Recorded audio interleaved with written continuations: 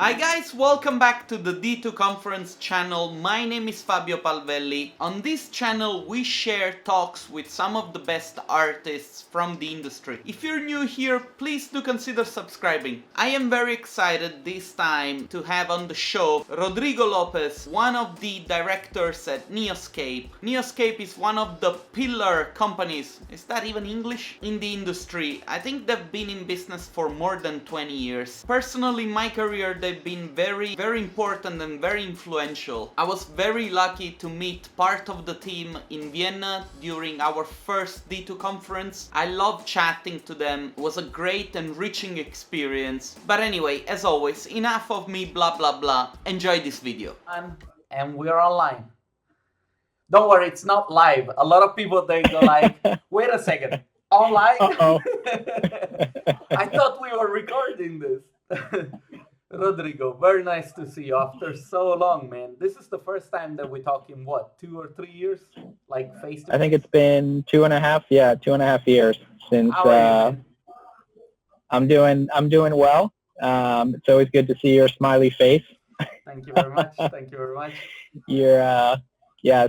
I'm excited. I'm excited to be here virtually and talking to you about just life in general and the business. It's an honor and a pleasure. Actually, funny enough, the pleasure it's all mine, and also the honor. Funny that you mention it. This is something that I really wanted to kind of start off with. You mentioned family. I follow you on Instagram, and a lot of the stuff that you post it's really like personal and about family. And to be honest with you, when I look at people like you doing this kind of job, because you know how the drill is, you gotta work, and you have no time for family, you have no time for personal life. But I think that in your case, family really plays an important role. At least, this is what transpired by looking at you. And I think in a way it's refreshing to see, because in the industry, when you look at people, what they do online, it seems like they only post personal works, how Yeah. much hardware they have, which software they're learning. And I'm like, Yeah. sometimes it's good to see that people manage to live a personal life. And actually, this is something that I would like to ask you. I mean, you guys are basically pioneers in this field. I remember getting to know your work from the splash screen of like 3ds Max back in 2011 or something. I don't know. 11, yeah, 2010 or 11, yep. And I was so excited when we managed to bring you to the D2 conference to be able to say to people, look, the guys that did the splash screen for this program that everybody's using, they're coming to Vienna. And I thought that this was one of my biggest like fun moment in my life, like I don't know, for a 15 years old to meet Justin Bieber or something. But anyway, man, I want to start off with a couple of easy questions, just because would be nice to share with you a little bit about your company. So when did Neoscape start?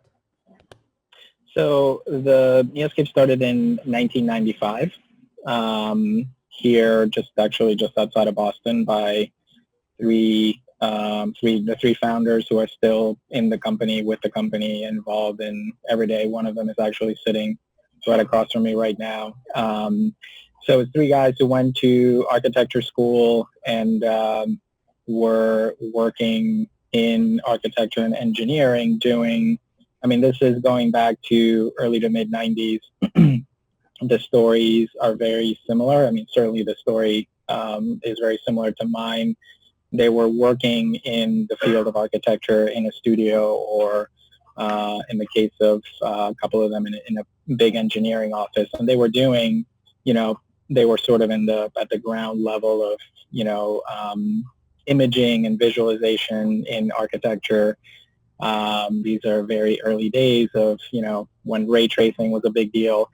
And in doing that work, and I think, going back to your comment about family, I mean, all three of them were from the East Coast, grew up in Massachusetts and Connecticut. And there was that, that pull to sort of, come home and in doing so, essentially thinking that this was a viable business, and at the time, I think there were a few studios sort of that were kind of coming from a similar place, that were just getting started, basically knocking on the doors of architects and mostly architects at that time, trying to convince them, to hire them to, create images for presentation and things like that.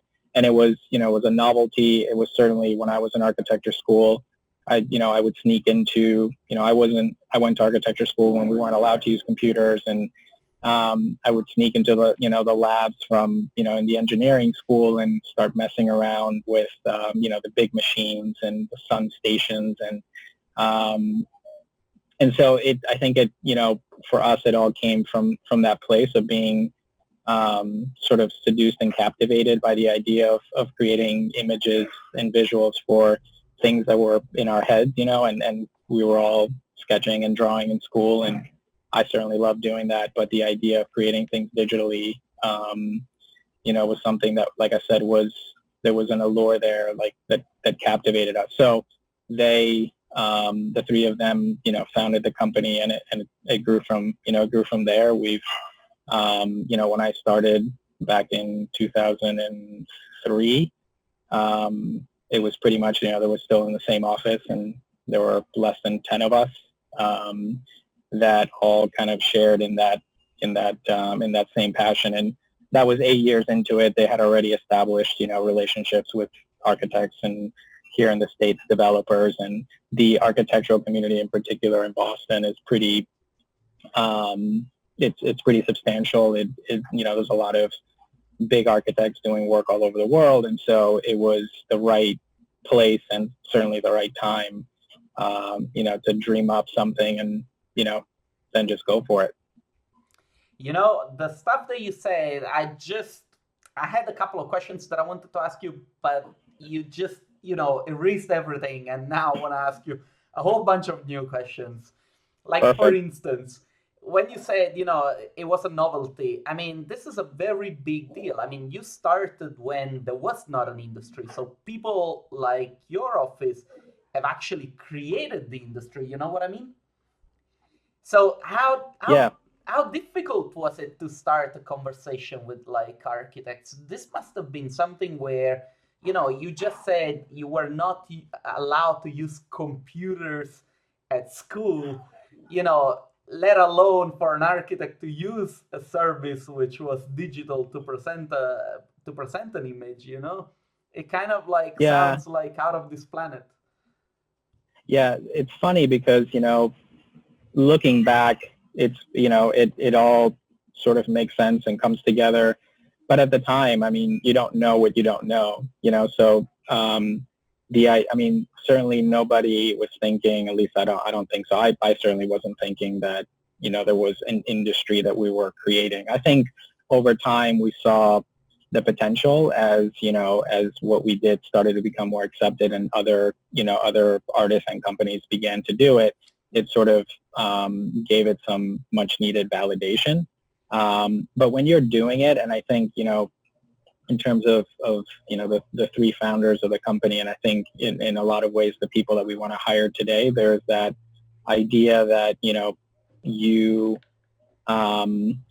no is not an option. It's the notion that there is always a way to do it, and if you go about it the right way, and if you're smart, and if you're persistent, and if you put in the work, the rest will sort of play out.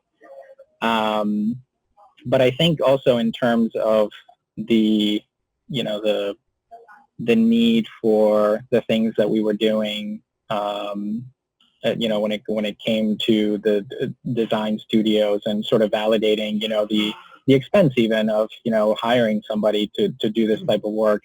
That's all through conversation, that's a battle so I went, after architecture school, I went to work at an architect's office, and, they were very open to experimenting. And I think that those, ultimately those were the clients that were easiest to appeal to, because there was a sense that they saw sort of beyond kind of the short term and understood that, this was something that could help them differentiate their service or their design or their presentation. So I think it's a lot of, first of all, it's a lot of, getting used to people saying no, not now, we're not ready, this isn't the right project. But then also, being able to sync up with people that share in that need to kind of always be thinking about the next thing. And by the way, almost 23 years into our history, we're still thinking, what's next? We're not really just satisfied with what we were doing, in 1995 when we started. So a lot of it is, putting yourself out there, taking risks, and, being passionate, I think, about the work is another thing that ultimately, when you talk to the right person and they see that connection, that personal connection, that goes a long way in them sort of trusting you and wanting to go along for the ride. Yeah, I'm preparing a video for a talk that I have to give here in a like some sort of a forum for entrepreneurs. And what you're saying is resonating a lot with me, because I fear that a lot of people, what they don't understand is that in this market, the only way for you to kind of really make it is to putting yourself out there and in a way differentiate, meaning, trying different things. And what you're saying right now, it really shows that this was the key to success, at least for you guys. Because how many times did you evolve in this process? Now you're not a visualization studio anymore. You're a communication agency, or you draw and design concepts which go beyond images. Yeah, and I think that's part of the, I think in many ways that was always, and that will always continue to be kind of the logical step, is that this company, I think, is all about evolution. And I see that with a lot of studios that have come along as well. I think in this day and age, if you stay static, if you sort of embrace one thing that you do, there's a danger in that. I'm sure there's people that can make it work. For us, though, the idea of creating and coming up with concepts, is there's always for us the connection to spaces and architecture and environments and the quote unquote like real estate, which I think will probably forever be kind of the one unifying element to our work. But within that, there are so many things that we haven't even tapped into, and things that we probably haven't even dreamed up yet in terms of what you can do in that playground. So for us, evolution and always looking 2-5 years ahead is sort of the trick, while at the same time realizing that every day we have projects that have deadlines and things like that. So that's where the sort of the balance comes in. And at some point, maybe in this conversation, we can talk a little bit about, those of us that were here when the company started are now in a very different place, in our lives, and mentally we're in a different place. So how do we keep that energy sort of flowing through the studio, through, new hires, people that now are coming here because there is a visualization industry, it's actually there. And, there's a career path for people. That's a very different place than, where I came to this from. There was nothing, and my wife at the time, my fiance, thought I was crazy because I was giving up, my day job to go play around with computers, basically. But so. Yeah, that's a very good way to put it. Even I say the same to my wife, and then she comes storming into my room sometimes, and she goes like, "Do you want to switch off that PlayStation?" So I'm actually playing video games. But this is a very cool thing what you just said. How do you manage to keep people working for your company for 20 years? Industries are evolving, so fast, all of them, and people usually transition from a company to another between periods of like 3 to 5 years tops, and you Yeah. guys have people that have been working there for like so long. I mean, this must take some serious strategizing, so to say. So it's funny you say that because, like many things in our company here at NEOSCAPE, believe it or not, a lot of it, when it works, it happens more organically. You know, Okay. when you try to strategize work, this is going to sound terrible, but, we're definitely strategic and very thoughtful in the work that we do for our clients. And I think that's one of the things that kind of sets us apart a bit, is our ability to sort of break down, projects and think, help our clients think, from a storytelling perspective and conceptual. So there's that strategy. And then there's, in terms of running an everyday business, the strategy, for example, of, keeping and maintaining a culture, which, by the way, going back to your original point about, family, one of the things that we strive for, and whether we say this out loud or not, is that I think a lot of us are drawn to this notion of, we have to come to work every day. We work long hours, it's hard sometimes to turn work off. So you want to be surrounded by people that that you get along with, and you get along with not just, on a professional level. Like, these are people that you're going to be sort of, creating stuff is very personal, and at least for me, it demands a lot of you from you emotionally. Like, there's a lot that we put into the work. So you want to be surrounded by people that you feel, are in many ways a family of a slightly different type.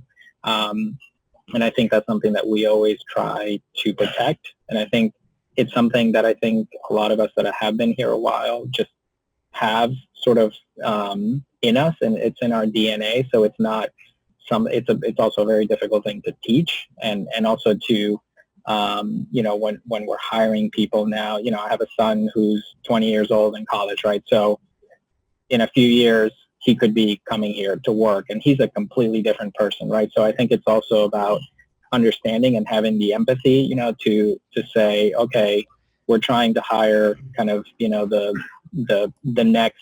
next sort of generation of neoscapers. That generation is nothing like our generation. So how do we make ourselves relevant, to them? The same things that, telling them that, explaining to them, like, stories like your grandpa would tell you about how hard it was when we started the company and we used to stay up all night, and, that doesn't fly anymore. People now are like, no, I want to come to work for you, and I want to get benefits, and, I want to go home and see my family. And, so it's, I think that's where the juggling comes in, and the quote unquote strategizing comes in, and it's, so I think in a lot of ways it's something that we try to find people that, even when we interview anyone here, it's about a personal connection, more than, or not just, of course we want people that are talented and people that are creative and people that like to push boundaries. But if the personality isn't there, if the human element isn't there, then we know that it's probably not going to work. And that human element, I think, is what keeps us that's the strategy. It's like, let's find people, like human beings, that we really connect with, and, then hope for the best. And then some people are going to leave. There's plenty of people that have been here a while and look at this as more of like a long-term thing. And some people that, will stay here 3 years, and that's fine too. I'm saying these things because very often people, one of the biggest mistakes that they do is that they don't look past the obvious. You might think, what does it take for me to become a good artist? No 3ds Max, whatever, no architecture, no this is the magic recipe. But actually, there is so much that you should investigate in order to understand how others make this better than you. And to be honest with you, sometimes you also have to look into details like, this component of how the team pulls together, And I mean, okay, now going back a little bit, to the fact that you have a beautiful family. I mean, am I allowed to show a picture of your family, the one that you have on your Facebook? Yeah. Because yeah. one joke that we were, it wasn't a joke, it was something that people were saying during the D2 conference. They were like, did you see this Rodrigo guy? He makes us look like a hobo. Because you are an elegant man. It's like, I remember, people were going around dressed up like usual 3D artists, baggy jeans, baggy t-shirt. And there you were looking so good. And I was like, he's probably Italian. Okay, I have a lot of Italian in me. I'm just overlapping a picture of you and your kid, and I suppose your wife, on the recording screen. But it's I think it's beautiful, and I'm very happy that we're talking about this, because sometimes I fear that a lot of people make they don't make the commitment also to the industry because they don't see a way out. And sometimes a lot of people that I talk to, they consider doing this job as a transition period onto I don't know, architecture or design, and they will gain some abilities there, and one day they'll become architects. Mm-hmm. It's good to talk to somebody that has actually figured it out, so far. Oh God, yeah. I can't promise I figured it out, but I'll do my best. It's never say the last word. How is the saying? But anyway, a couple of other things that I want to ask you. Now, you guys have, among all the things that you do, you have also embraced, marketing as sort of like an activity that you guys do within the office. Like Mm-hmm. when you produce a concept for a visual, this concept usually it's also, I don't remember because you mentioned it, like it was something that you guys were trying to present the project better, and then it became part of the things that you were offering, Yeah. if I'm not mistaken.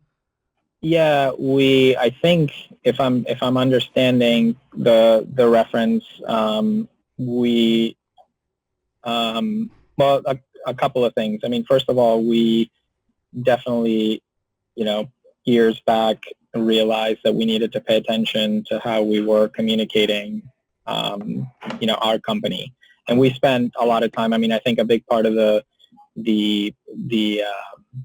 deal nowadays with, especially when it comes to recruiting, recruiting new talent, is that you have to align, just like we do with our clients, right? When we brand a project for our clients, we have to make sure that whatever they're doing aligns with their audiences, right? And so I think we realized that we needed to do a better job of aligning ourselves with the types of people that we wanted to attract, to come and work here. So in terms of quote unquote marketing NEOSCAPE, there was a concerted effort to build a team.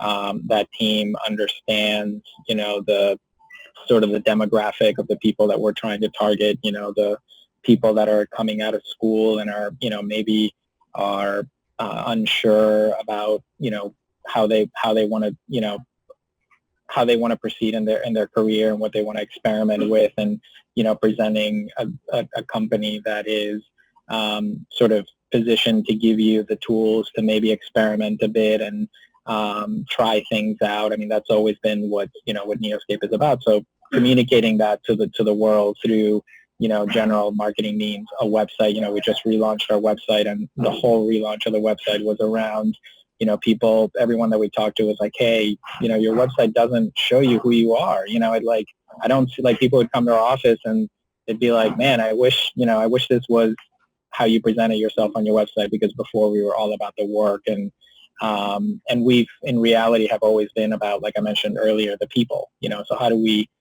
celebrate that more? So there's that marketing effort, and that marketing effort pushes into social media, and making sure that we're that people are seeing our work, across a wide spectrum of publications and other media. And then there's, I think, the aspect that you were maybe speaking to, which is also the fact that, for us, every project is an opportunity to do something kind of new and interesting. And so the idea of, one of my roles here, along with people that have been here a while and maybe, are in a position to kind of give the okay to kind of allow people to explore and take risks, is to identify projects that where there's an opportunity, to do something different, or to maybe help the client see things a little bit differently. I mean, I think, one of the things that we're always dealing with when clients are talking to us about, a new opportunity is, in their minds, they're, oftentimes these are people that are working around, budgets and lists of things that they need for a marketing plan, and, we always like to kind of, in our world, the best thing to do would be to rip up that plan and then just talk about, hey, what is this project about? And then let's take whatever that is, whatever those ideas are, and then work backwards and say, what is the best way to, to communicate this? And that may yield a very similar plan to what they have, but it might also yield something completely different. And that's, those are the opportunities that oftentimes we find ourselves in, where we sort of, there's that glimmer in your eye that you get, when you're like, oh man, there's something really interesting here. And to me, the most exciting thing is to, bring together a group of artists and designers and say, here it is, go, come back, you have a few days, come back. Like there's no limits, no boundaries, forget about everything, and then just come back with the best idea. And that is obviously not every project is one that you can do that with, but it's something that when it happens, 99 out of 100 times, it's perfect, and something new comes out of it. Even if we're not reinventing the wheel, which we very seldom reinvent the whole wheel, there's something special that then a client sees, and it's part of taking risks. And sometimes when you take that risk, you have to do it quietly. If you tell the client, hey, you know what, I'm going to forget your budget, I'm going to forget your marketing plan, and I'm just going to go away, that probably wouldn't go over well. But if you come to them with something and you sort of show them like, hey, here's what you asked for, and here's what we think you should do, most of the time they'll, something will click. And I think, to work in a creative industry, you have to do that. You have to challenge, yourself, and you also have to challenge your clients. And, ultimately, for us, there's always that balance that we have to strike, in making sure not only that, our clients get what they need for, but that we are delivering, something unique, because ultimately that's what everybody wants. Let me just ask maybe a secret question, but did you guys sort of like use any Chris Do kind of services, or the consultant guy, Chris Do? No. From the future, or the blind? Okay, no, because what you just said, this is something that I'm now studying into some sort of like webinars on how to add value to the work that a client might require. And what you just said, it basically resonates a lot with what I'm learning now, because I'm moving more personally towards consultation, and I'm working with software companies. I do social media relatively good, so they kind of want to know also my opinion about some of the stuff that they're interested in.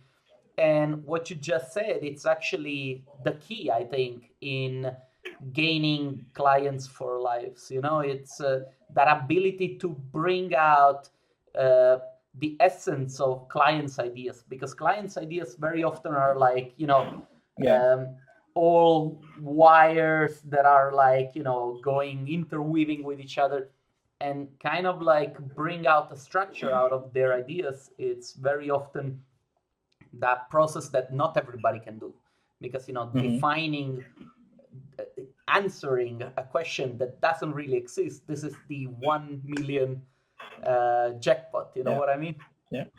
No, it's absolutely. Man, it's so refreshing to talk to you, and I'm not sure why we didn't do this interview earlier. Hey, there's no time like the present. Yeah, exactly. Let's divert a little bit. How are Ryan and Hal? Great.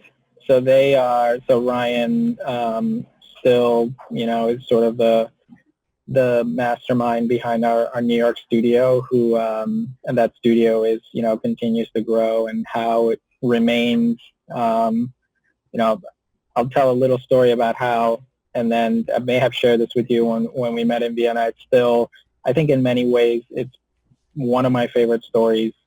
One of my favorite NEOSCAPE stories.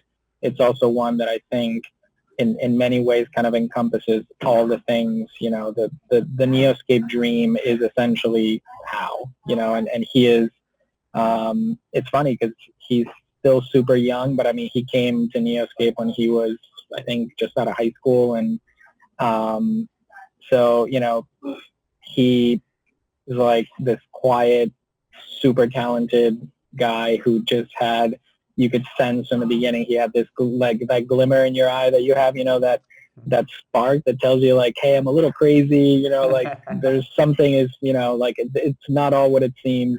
And he is somebody who, I remember came to us and he was experimenting. I think he was playing around with 3D Max and V-Ray at the time. And he just came for like an internship, and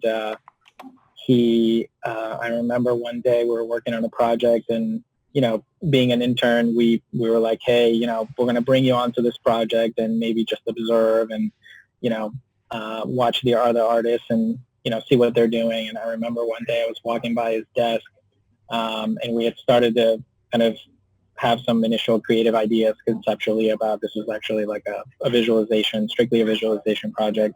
And I walked by his desk and I did a double take because I saw something on his screen and I'm like, that looks like this project. What the hell is he doing? And he was experimenting with these like conceptual visuals that in my mind were, just visions that I hadn't even, that hadn't even gone through my head about ways to kind of imagine this, this project. And I was, I pulled him aside and I'm like, are you, is this like your work? Like, what are you doing here? And he's like, yeah, I'm just, playing around.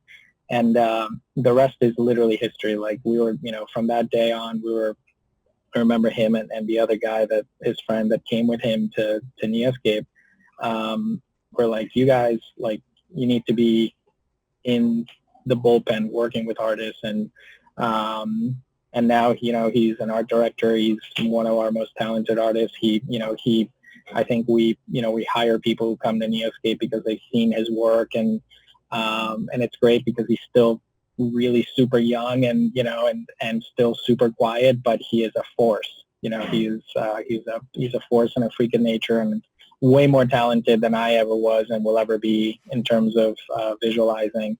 But that's the trick, like this is not something this is not a quote attributed to me, but, I always want to be surrounded by people that are smarter than me, better than me. That's what, I think that's what makes me sort of take and keep going, is that I love, and we've had people like that, other people like that have come as well. But Hal was one of those people that, and he's still there with Ryan in New York, still making beautiful work. And now, now he has a team of people that he art directs. And so yeah, his story is amazing. No, I know, and sometimes I think people like him deserve to be so good, because imagine me being as good as Haola. I would probably spend my entire day on social media being like, people, look at me, how good I am. But yeah, and he's totally not that way. He's very shy. It's the opposite. And I'm pretty sure that he's going to like to hear what you just said. Because, I mean, ultimately, it's... I guess this is the best way to... It is the best way to be considered, that people... Yeah. Actually, they consider you so much that then they talk about you, and they talk about you in a positive way. And I don't know, I realized that this whole talk that we had, I was just smiling like an idiot. But you guys are still like one of the biggest reference points, at least for me, in the industry. And I still bring you up there together with the big names, and I still think that you represent sort of like the mecca of visualization. It's not even visualization anymore. I refer to it more as a like project communication, because it goes beyond. I mean, if I wanted to show a picture, but I could not find it, of the bring your giraffe to work. Yeah. That project blew me away. Like, I mean, it's when did you finish that project? God, that project was now going back I would say 5, 6 years ago, maybe. Okay, I'm trying to find pictures, but unfortunately, probably I'll find them and then put them I can, yeah. If there's or anything that you want, I'm yes, happy to share that stuff. Yeah. do send them to me so that I can put them on the screen, because that project really, like, who would think of like putting a giraffe in a rendering, and the way it all came together, that was really something that made me say, okay, we really have to think of what we're doing, because things that you're not going to think are going to send a message across, despite all the standards that have been set by those before us. Usually an architecture visualization is happy people, blue skies, blah blah blah, done. Yeah. Instead, there you were really pushing the boundaries, and I think that project was just amazing. It might sound stupid for others, but if you've been doing renderings for like 10 years and you know that it's always the same thing, seeing something like this, it's really a game changer. And if people say, no, it's stupid, they probably are missing out on the point. Yeah, it was one of the first things that we did that, and I still think to this day, people in New York in particular, where that project was and that campaign ran, they still reference it, they still remember it, and it's, I mean, ultimately, that's so much of what we do oftentimes has a very short lifespan, and for something that really was born out of, in our New York studio, a brainstorm amongst artists, around lunch probably, to still be something that, people remember and people have, copied it and things like that is, it's refreshing to see. Yeah, so I know what you mean. People always say, what's that? When you guys with a giraffe? One last question, because we're already 37 minutes in. Okay. Where did you get the giraffes from? So it's funny that that whole conversation about that project was about, and I think we talked a little bit about this when I think we talked about this project when we were with you guys in Vienna. Yeah. It was about, a building that nobody had ever been into before, because it was the old New York Times building. And so nobody knew just how big the space was, so the giraffe really was one in probably 20 other ideas of ways of showing, really large spaces volumetrically, not just the floor was big, but you had these huge ceilings. We did, I remember we did, I don't think this one ever made it, but we did one where our conference room was turned into an aquarium with a giant whale in it. Yeah.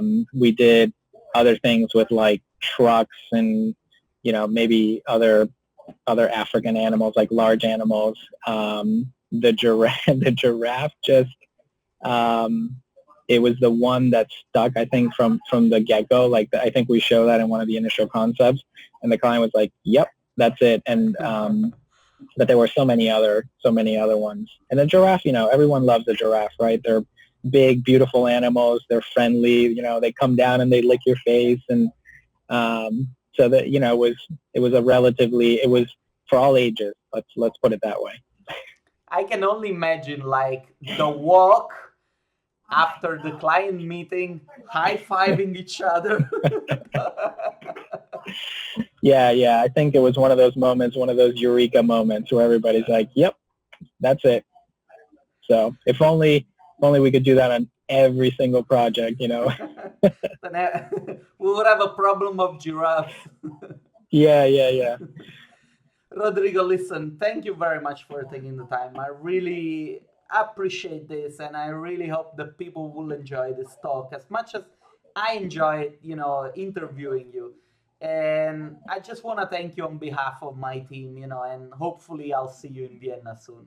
That's all I have to say. Well, thank you, Fabio. It seems like it was 2 or 3 years ago since I saw you, and now that I see your contagious smile, it's like it's like I just saw you yesterday. No, it's very flattering. Thank you for having me, and I too hope that we get to see each other in Vienna or maybe somewhere else.